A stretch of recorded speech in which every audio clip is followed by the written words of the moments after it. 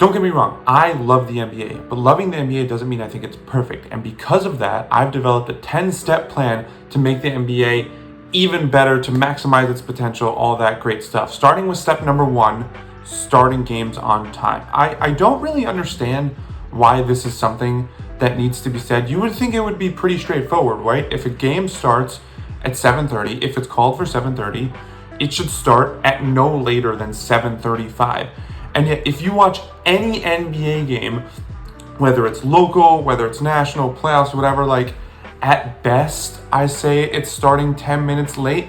At worst, ESPN is literally starting a 15-minute countdown to tip-off when the game was already supposed to start. It's particularly jarring when you watch any other sport, and baseball, football, like, they all start exactly on time.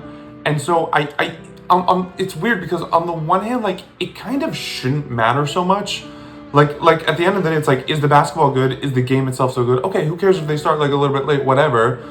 But on the other hand, it's just, you know what it is? It's this feeling of disrespect, right? Think about how if you go out to dinner with friends and one of your friends is consistently late, does it really matter in the grand scheme of things? Not really. They still show up, you still have fun with them, you still love being around them, it's still a great time, you're still happy you did it.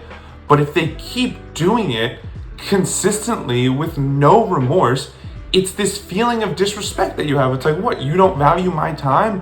When we call a time, like, obviously things happen that can lead to people being late, but in the terms of NBA games, like, you control every single aspect of the game, of the presentation, of all that stuff. You can choose to start this game on time, but you choose not to. And it just feels like such a slap in the face to the fans who plan their schedule around, okay, the game starts now, I'm going to get everything I need to do at this time, I'm going to be ready, and then it's going to be done, and I'm going to be set, and then they still have to wait another 5, 10, 15 minutes sometimes. And it's particularly annoying when you live on the East Coast, and let's say you want to stay up to watch a West Coast game, which, isn't going to end till at least 12:30, where at that point, every minute matters, because that means an extra however many minutes of sleep, so every minute matters.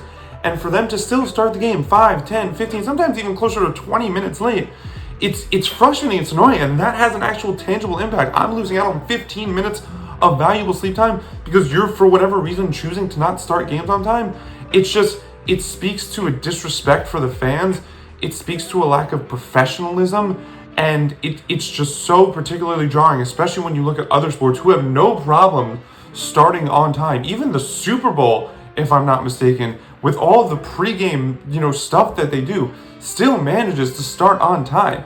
And so just, again, it shouldn't really matter, because at the end of the day, if the product is great, the product is great, who cares? But I just think, if you're a professional league, if you're anyone really, you should want to respect people's time, and you should want to present yourself as great as possible. And when you're blatantly choosing, stuff happens 100%, but when you're blatantly choosing, which the NBA is, because they can easily push everything back 5, 10, 15 minutes, when you are choosing to do this, you are choosing to say to fans, we do not value your time.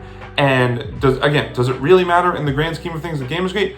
Not really. I don't think they're going to lose any fans because of it. But as someone who's been a diehard fan of the NBA for a long time, I can tell you right now, it rubs me the wrong way. It frustrates me. And if you're the NBA and you're a business, I don't really know why you would want to do that to your fans, especially if you don't have to.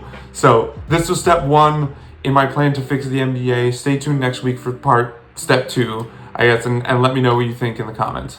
Oh, and also don't forget to like, share, subscribe, all that stuff.